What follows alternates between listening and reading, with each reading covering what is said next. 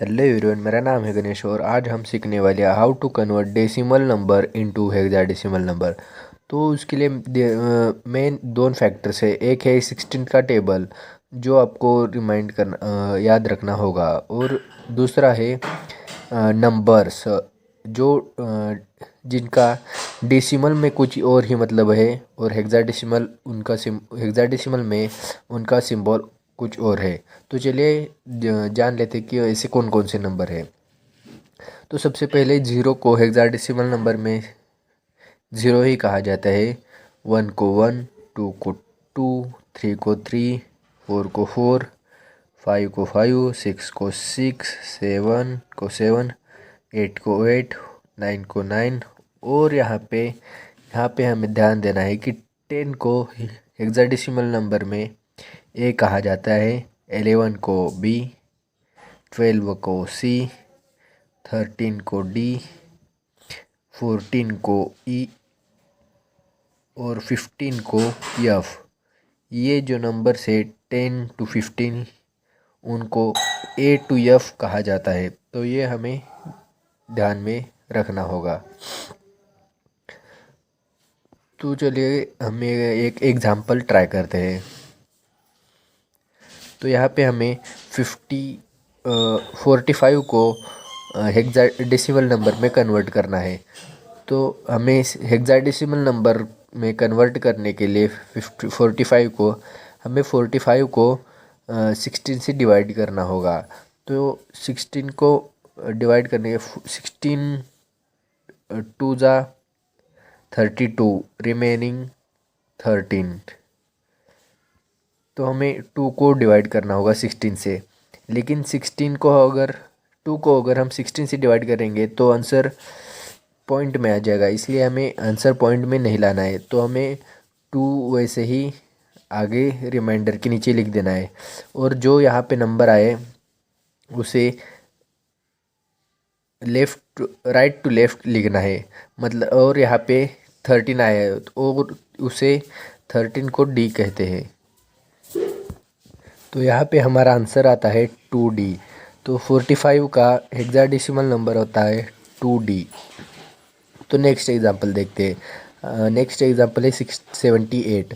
तो हमें 78 को हेक्साडेसिमल नंबर में कन्वर्ट करना है। इससे पहले इसके लिए 78 को 16 से डिवाइड करना होगा। 16 फोर ज़ा 64, रिमेनिंग 14। अब यहाँ पे इस 4 को 16 से अगर हम डिवाइड करेंगे तो आंसर पॉइंट में आ जाएगा, इसके लिए उस वजह से हमें 4 को एज इट इज़ रखना होगा। और यहाँ पे 14 है और उसे हेक्साडेसिमल नंबर में ई कहा जाता है, इसके लिए उस वजह से हमें 14 की जगह ई लिखना होगा। तो आंसर आता है 4E। तो 78 को हेक्साडेसिमल नंबर में 4E कहा जाता है। तो चलिए हम नेक्स्ट एग्जांपल देखते हैं। नेक्स्ट एग्जांपल है 205। तो हमें 16 को 205 को 16 से डिवाइड करना होगा। तो 16 वन ज़ा 16, रिमेनिंग 4। 16 टू ज़ा 32, रिमेनिंग 13। अब यहाँ पे हमें 12 को 16 से डिवाइड करना होगा। 12 को अगर हम 16 से डिवाइड करेंगे तो आंसर पॉइंट में आ जाएगा, इस वजह से हमें 12 को एज इट इज़ रखना होगा।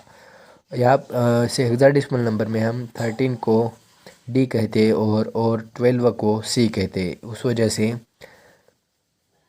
इसका आंसर आता है CD।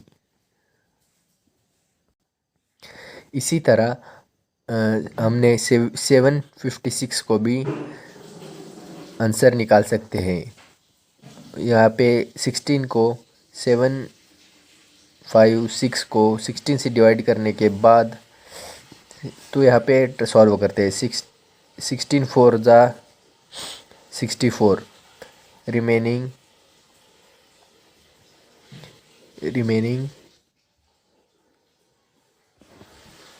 उसी तरह हम 756 को भी हेक्साडेसिमल नंबर में कन्वर्ट करते हैं और उसका आंसर आता है 24F हेक्साडेसिमल।